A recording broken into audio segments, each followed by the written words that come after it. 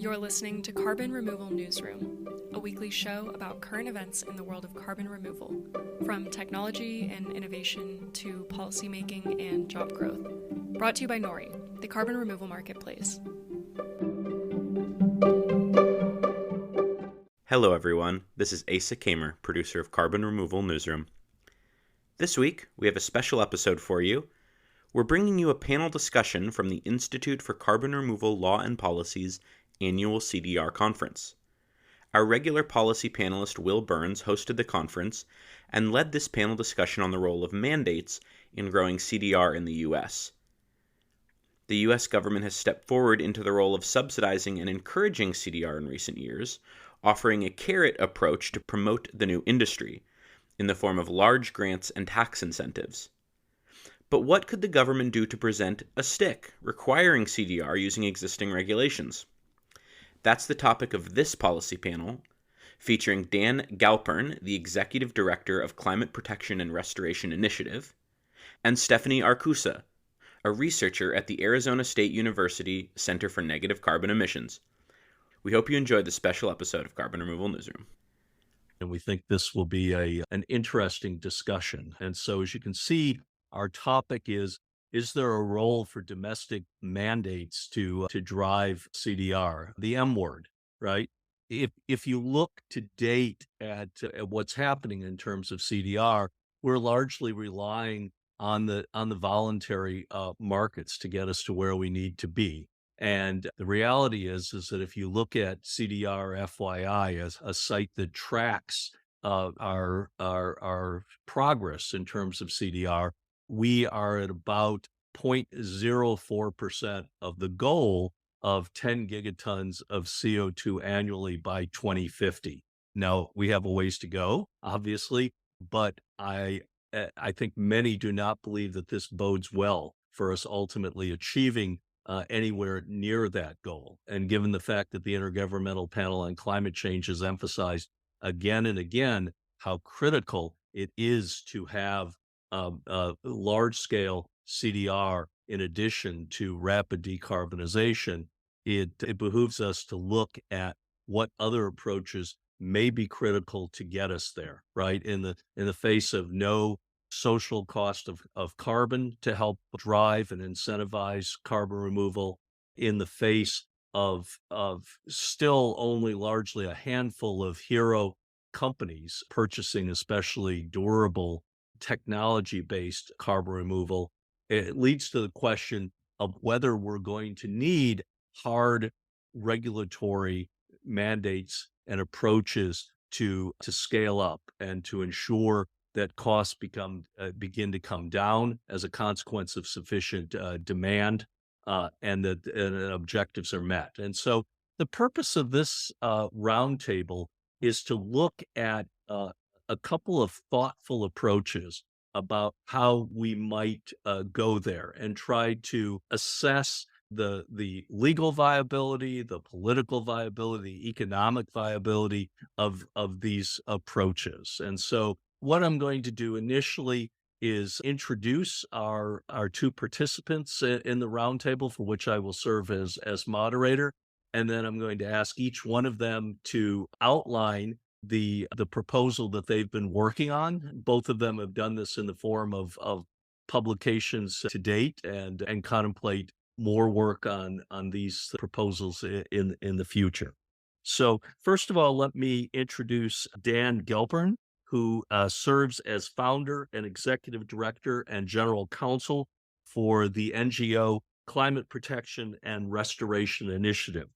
Since 2011, Dan has served as legal and policy advisor to the climate scientist, James Hansen, including with respect to administrative, criminal, and civil state and federal actions in an array of states, including California, Iowa, Massachusetts, Minnesota, Nebraska, North Dakota, Oklahoma, Oregon, South Dakota, Washington, and the District of Columbia, as well as several other nations, including Colombia, New Zealand, the Philippines, Uganda, and the United Kingdom.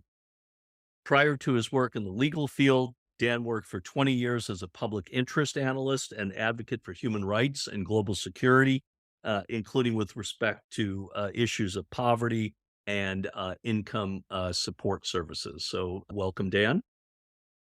And then our second participant is Stephanie Arcusa, who is a postdoctoral research scholar at Lightworks, which is an innovation accelerator in the Global Institute of Sustainability and Innovation at Arizona State University.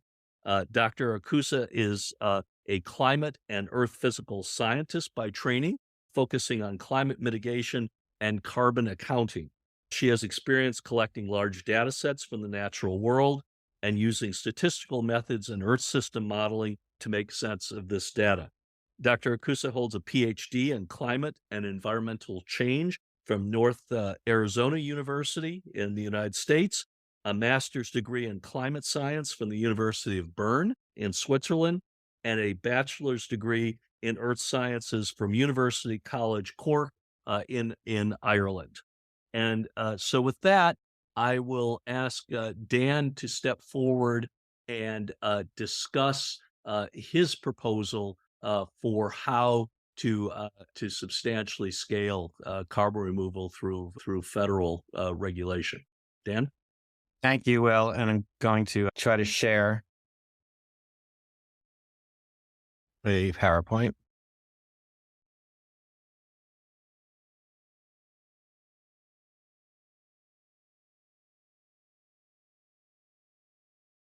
Okay.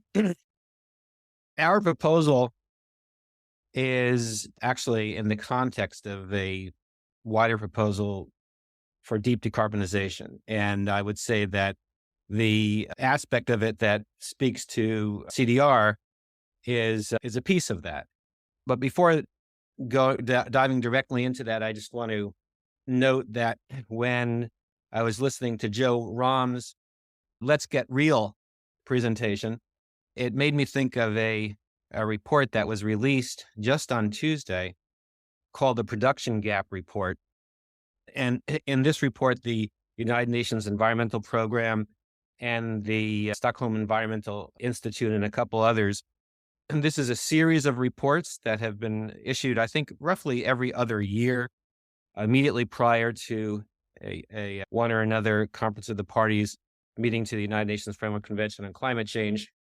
And this report, similar to their prior reports, shows that there's an enormous gap between where countries need to be in their nationally determined contributions and, even more importantly, in their actual policies and actions, and what is needed to secure the promise of the United Nations Framework Convention on Climate Change and the Paris Accords temperature limits. Here I just reprise their charts that are based on, with respect to their analysis of the United States. They analyze 19 other major emitting nations as well. And what this shows is that even by 2050, according to the United Nations EIA, we are not going to be fully phased out of coal, but it will be substantially reduced. But oil production will continue at a very high rate, accelerating through 2030 and continuing through 2040. And the same thing is true with respect to natural gas. So clearly, I think we have a problem not only in conceptualizing and figuring out how we're going to ramp up CDR, but also how we're going to phase out utilization of fossil fuels, given our current trajectories. All right, so what I'm going to talk about is partly contained in our petition from last year under Section 21 of the Toxic Substances Control Act to the Environmental Protection Agency. A petition that we are formulating now will supersede that, but many of the details that I'll discuss right now were outlined in our prior petition. Our new petition should be available and filed before the end of this year. And in order to talk about that, then I'm just going to review the relevant authorities on which we intend to rely. And specifically, this is the Toxic Substances Control Act a statute passed in 1976. And in Section 6 of the statute, Congress specified that if the administrator determines that the manufacture, processing, distribution, and commerce, use, or disposal of a chemical substance or mixture, and by the way, oil, gas, and coal, and CO2 and methane and the other Kyoto 6 gases are chemical substances as defined in this statute.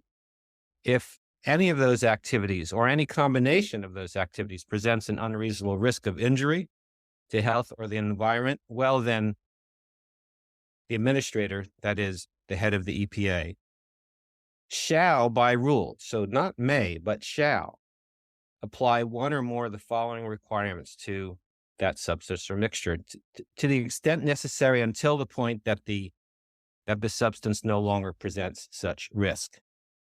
Okay, then, so to those requirements.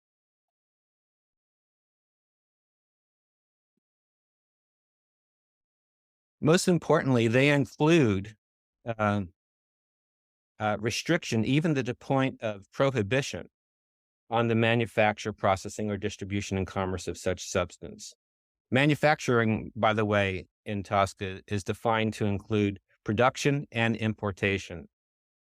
So the entire life cycle of the chemical substance is a suitable target for a rulemaking under the Toxic Substance Control Act. And a key point that I want to make here is that it's not only a limitation or a prohibition, but it's also an otherwise restriction. And so, and the same thing is true with respect to the commercial use of a substance. The agency is permitted to impose a requirement that prohibits or otherwise regulates any manner or method of commercial use. So, on net then, what this means with respect to, one second here. And in addition, if the chemical substance presents what is deemed to be an unreasonable risk of serious or widespread injury to health or the environment, well, then the administrator can declare a proposed rule that the agency would issue immediately effective upon publication in the Federal Register. So there's no need for a protracted 10-year period before something serious is done. So then what this means, I think, with respect to CDR is that under these authorities, the agency, at least with respect to activities within reach of U.S. law, can impose a mandate for CDR in two different ways. The first is that it can be imposed as a condition for allowing or neutralizing continuing or residual emissions. You want to continue to emit? Well, then the agency could compel you to remove an increasing share of your ongoing CO2 equivalent emissions. And the second way, I think, is that the agency can straightforwardly compel the removal of historical or legacy emissions. And so I think both of these things are available to the agency. Now, our 2020 petition was submitted under the Section 21 of the Act, citizens petition, and it compelled EPA to respond within 3 months. They did respond negatively, and so that we took them to court. But in the interim, the agency commenced its regulation, both with respect to autos and light-duty vehicles, and then the power plant rules. So we actually dismissed our legal action to compel their regulation without prejudice, voluntarily. And so we have every right to go back to the drawing board, which is what we're actually going to be doing in the next month or so. So I'll stop there, Will, before, in case you have any questions that I should clarify. Yeah, so I guess a couple of questions. One, it seems pretty clear that under this law you can regulate things like fossil fuels. Does it provide for regulating incidental things that are released as a consequence of the use of fossil fuels, that being CO2? So the language can use. Yeah, yeah. The statute actually permits the regulation of the disposal of chemical substances as well. So CO2, methane, the rest. There's no exemption for byproducts of commercial activities. So yes, there's also a provision, which I didn't notice here, that allows the agency to restrict the manner or method of the disposal of a chemical substance. Well, how to date have we disposed of CO2 or methane and the others? We've just released them into the atmosphere as if the atmosphere is a free and open sewer. So that's another authority that is available for the use of EPA to get after this problem in a comprehensive way. Is there precedent for EPA in the past to regulate byproducts as opposed to the primary substances that were engaged in or being released into commerce? Yeah, I mean, there's off-gassing from formaldehyde has been regulated, and I should also say, although this is perhaps buried in the recesses of people's mind, but we actually commenced the restriction of CFCs under the Toxic Substance Control Act, and this was done in 1978. And interestingly, in both the draft rule and the final proposed rule, EPA cited the need to restrict products that released CFC, that utilize CFCs, not only because CFCs are powerful ozone depleting substances, but also on the basis that CFCs are powerful climate forcing agents. So there's actually a 45-year agency precedent here for the utilization of TSCA for a gas that impacts the world, that's well distributed in this case in the stratosphere. Yeah. And I guess my other question is obviously the 10,000-pound elephant in the room, right? West Virginia versus EPA, right? If ultimately this were challenged, which assuredly it would be, right, by industry in some states, and it went to the Supremes, is there any chance in hell that this gets past the major questions doctrine? And maybe explain what that is for the uninitiated, and what do you think? Why might the Supreme Court uphold this incarnation? All right. Well, great question. So last year, I think in June, the Supreme Court decided West Virginia versus EPA. And under it, they disallowed the Obama administration's Clean Power Plan, and notwithstanding the fact that it already had been withdrawn by then the Trump administration. And EPA assured the agency that they were not going to come back with another, they were not going to try to revitalize the Clean Power Plan as it was. But still, they decided to, even though it was moot, they decided to decide the question. And there, the court was attempting to construe a particular provision, Section 111D of the Clean Air Act, 111D and 111A, to discern whether those sufficiently supported EPA's action in attempting to press for fuel switching in the electricity sector from heavy reliance on coal and natural gas to renewables. And the court said that those specific authorities were insufficiently clear, and the agency did not have clear authority from Congress to interpret them in the way it did to allow for such expansive use of those sections to change a major industrial sector in the United States. They said a much more clear and direct conveyance of authority was required. And they said, major questions are raised where an agency newly discovers a hidden authority buried deep in a statute and attempts to utilize that for the first time to erect a substantial change in a major industrial sector. All right. So to your question, is there a chance in hell that that our proposal could survive West Virginia major question scrutiny? And I think my answer is yes, there is a chance, even on Earth, that it would do this. For one, as I indicated, there is agency precedent. Number two, the authority that I went over here is much more clear and direct than that which was relied on by the agency under the Clean Air Act, Section 111.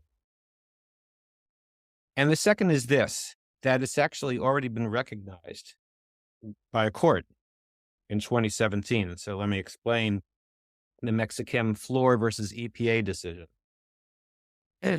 Under the Clean Air Act, Title VI, the agency is directed to compel manufacturers to replace ozone-depleting chemicals in products with safer chemicals. And under this authority, specifically Section 612 of the Clean Air Act, EPA then decided that by rule, to compel manufacturers to further replace some of those safer chemicals that were then no longer found to be so safe. So they initially compelled under this section of law manufacturers to replace CFCs with HFCs. And then EPA discovered or learned or appreciated that HFCs also are powerful climate forcing agents. And so they then attempted to utilize that section of the law to compel a replacement of HFCs with safer chemicals. And the Supreme Court, it went to the Supreme Court, as challenged by industry. And the court said, no, you can't do that under Title VI, because Title VI only exists to convey authorization for you to get after ozone-depleting chemicals and to compel their replacement with safer chemicals. But you can't use the same authority to replace previously deemed safer chemicals with really safer chemicals. But the court said, nonetheless, there's ample authority for EPA to get after climate forcing agents under other statutes, including especially the Toxic Substances Control Act. So that determination was important for a number of reasons, for what it said, and secondly, for the court that said it, because that was the D.C. Circuit Court of Appeals, the second most important court in the United States, and third, for who actually wrote the majority opinion. It was then Circuit Judge Kavanaugh, now on the U.S. Supreme Court. Yeah, it'll be, if we ever get there, it'll be interesting to see if he has a change of heart, but point taken. All right. Thanks so much for that, Dan. So let's move on to Stephanie's approach and discuss carbon take-back obligations. So Stephanie, the floor is yours. Wonderful. Well, thank you for having me here. And it was really nice to hear from Dan first, because I think what I'm about to describe is very much complementary. But let me step out of the US context for just a little while, because we can add those nuances when we actually discuss this proposal. So we are in a situation where we are spending our carbon allowance very fast at a rate of 40 gigatons, so 40 billion tons per year. This is because of oil, gas, coal, as well as the lime that we're using in concrete. We imagine that our future is going to be one where we solve climate change by reducing our emissions, and that should be absolutely the goal. However, as we are embarking in that transition to zero emissions, we are still producing emissions, and these emissions are spending down our finite carbon budget. Now, we also have the issue that we know we will need carbon removal.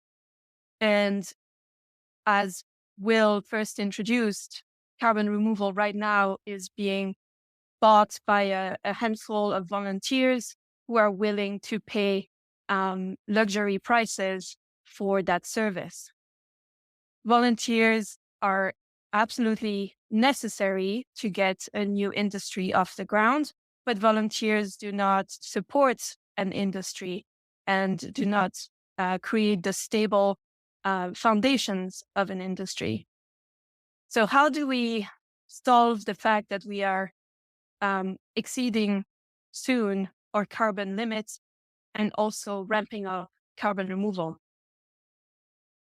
One policy idea that is really just the translation in a practical sense of what net zero means is that for every ton of carbon emissions that enter the atmosphere, we have a ton of carbon that's being sequestered. That is the practical meaning of net zero.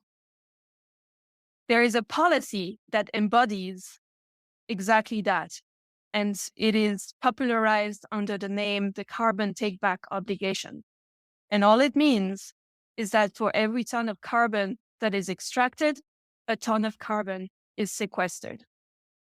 Now, net zero, once we reach that point, is pretty simple to conceptualize and maybe simple to implement.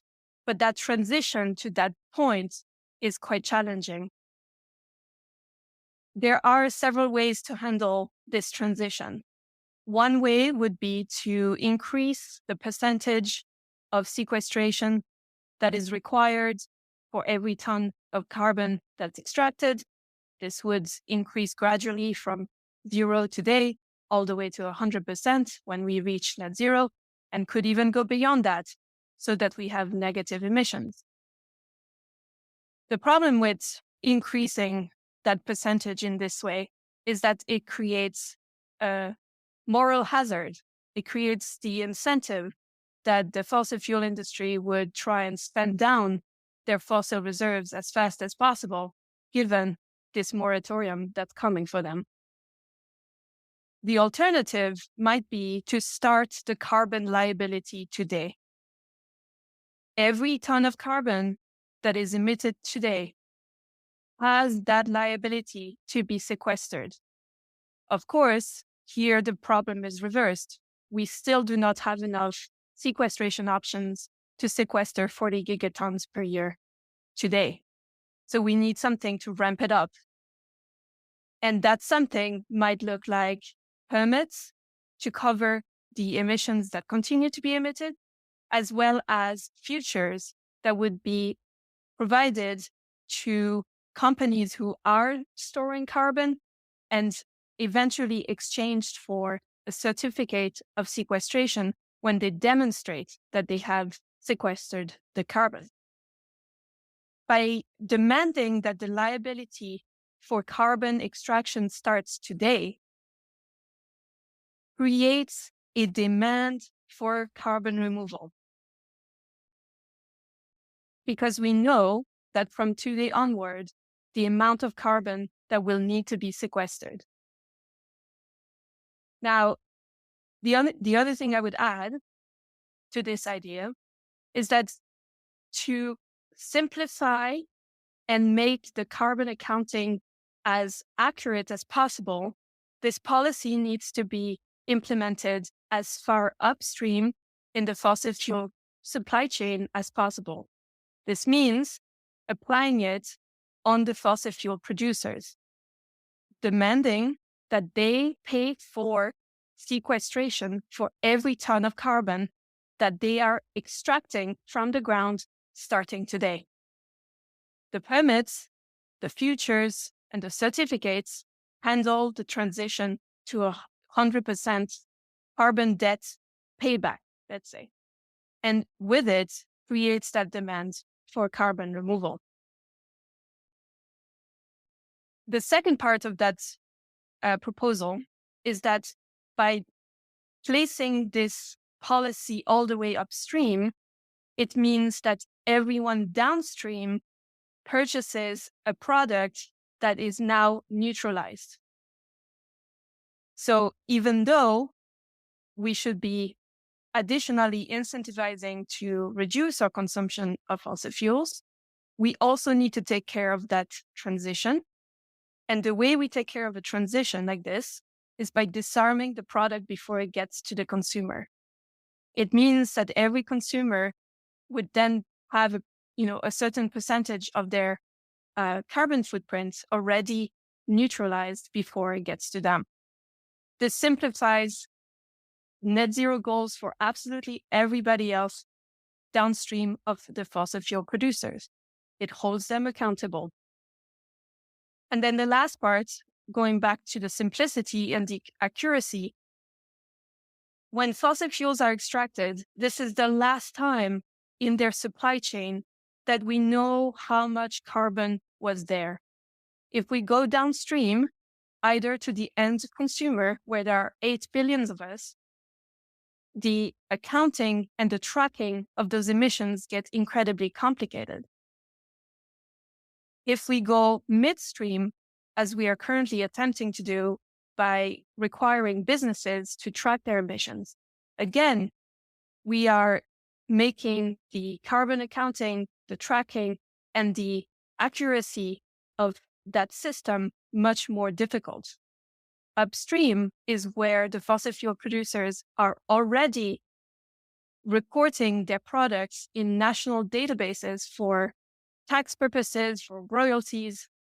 And this is where we know where all of the carbon is with accuracy. So this idea of a carbon take-back obligation is really just saying that we need to sequester a ton of carbon for every ton of carbon that is produced. It's very simple, but it's also very effective. And all we need to do is handle that transition, which will be tricky, just like it will be tricky no matter which policy we're going to try and implement. I think I will stop here and would take questions on any of the parts that were not clear. All right. Thank you so much for that, Stephanie. And I want to encourage anybody in the audience that has any questions to populate the Q&A box, because we'll have a few minutes at the end to answer those questions also.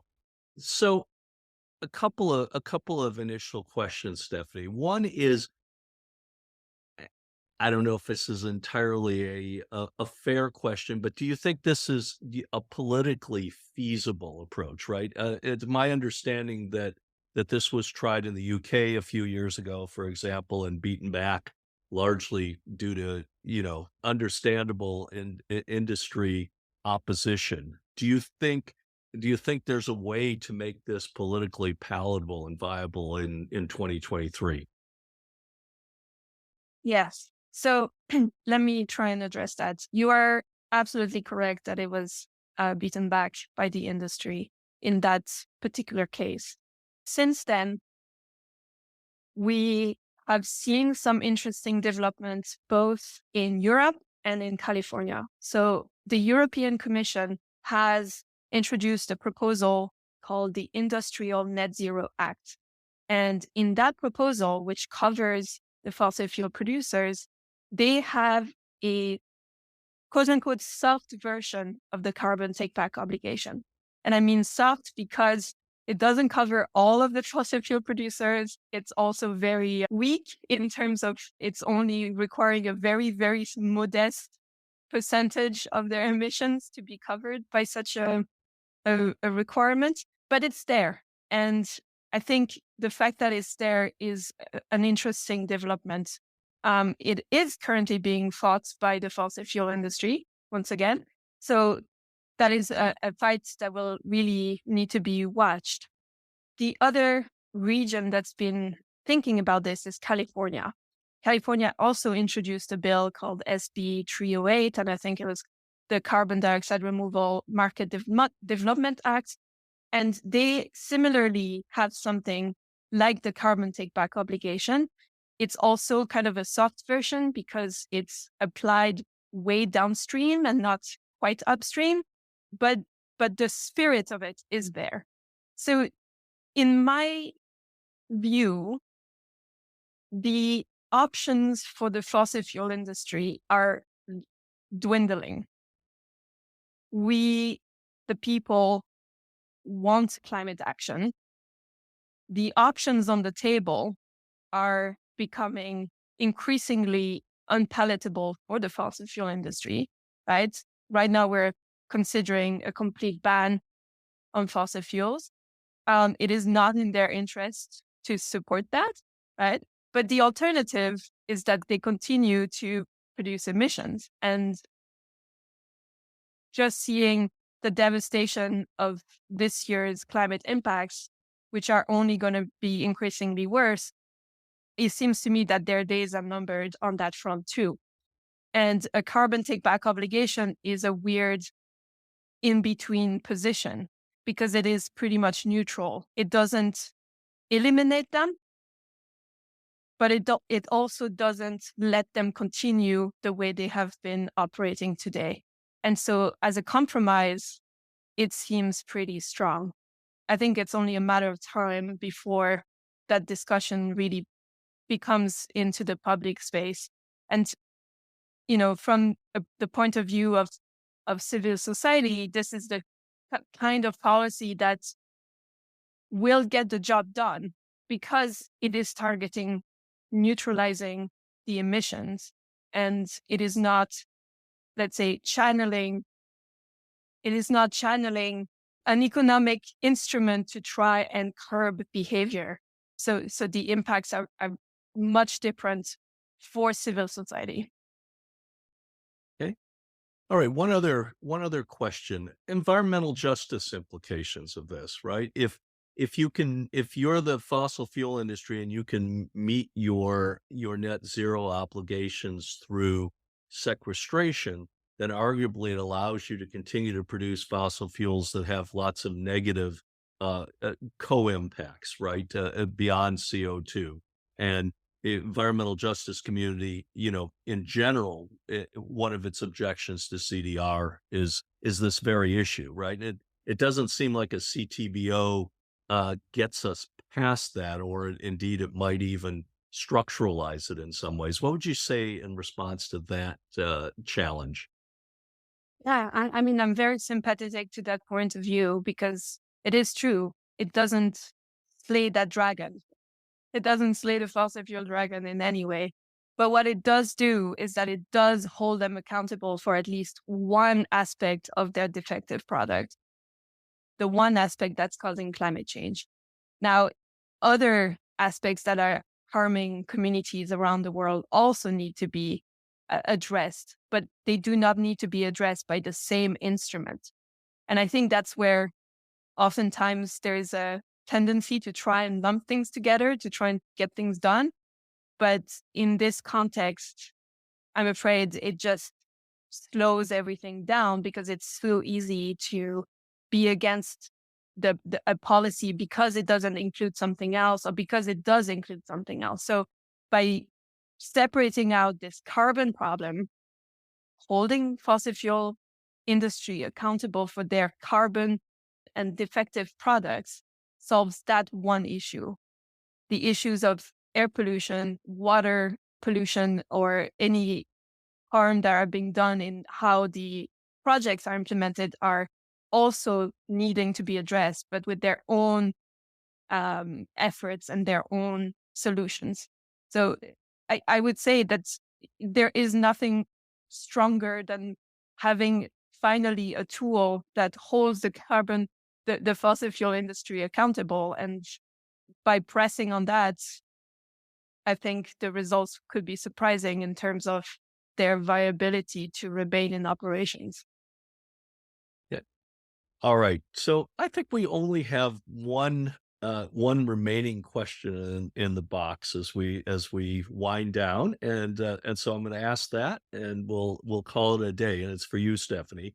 It says, could you please elaborate how a CTBO would affect consumers, including lower income households who spend a larger share of their incomes on still fossil based energy?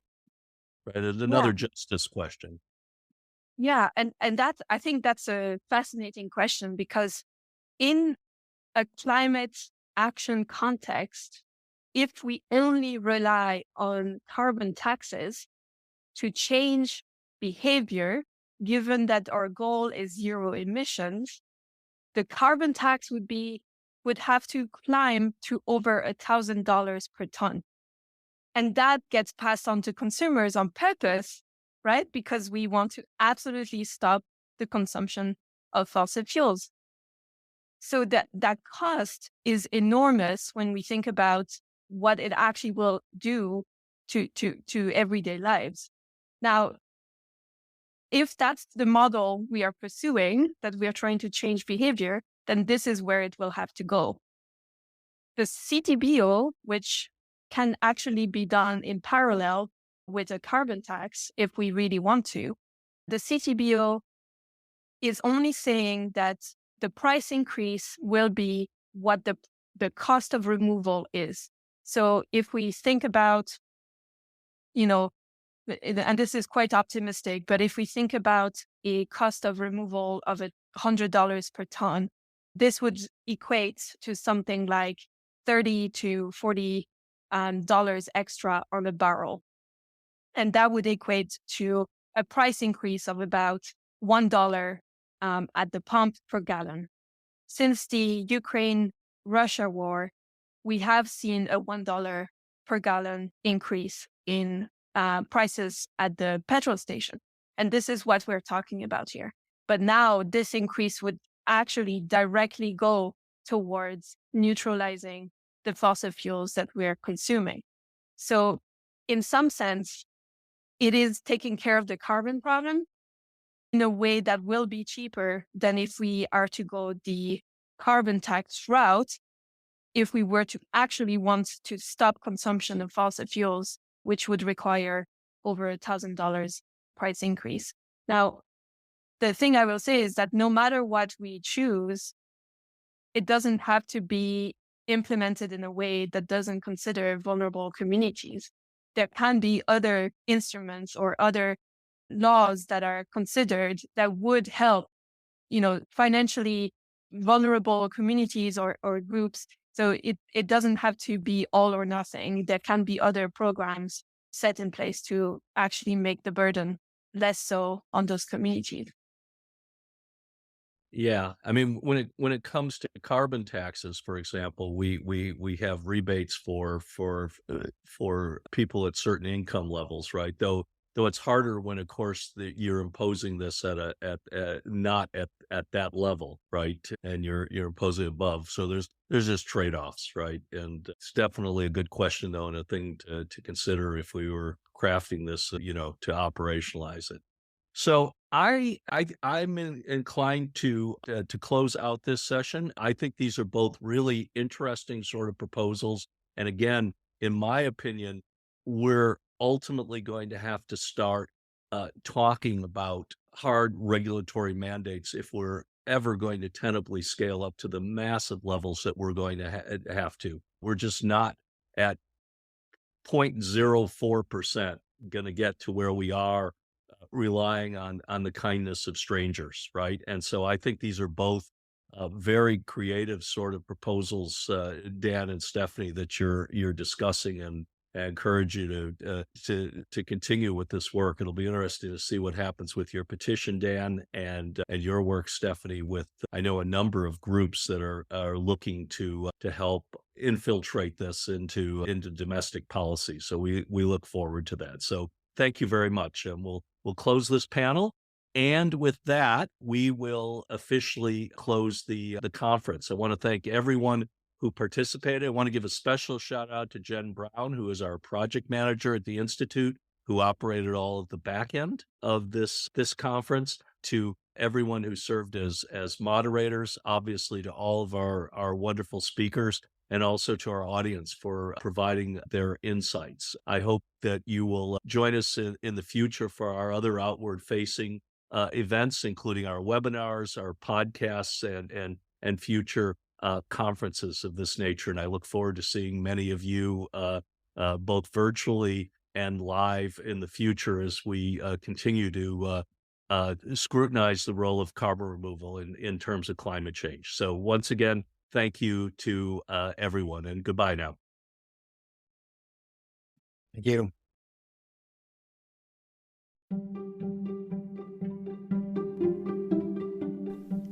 Thanks so much for listening to Carbon Removal Newsroom. If you like the show, the best way you can help us is by giving us a great rating and review in Apple Podcasts, following the show on Spotify, and by sharing the show on social media. Tell your friends and help us spread the word about what's happening in the world of carbon removal.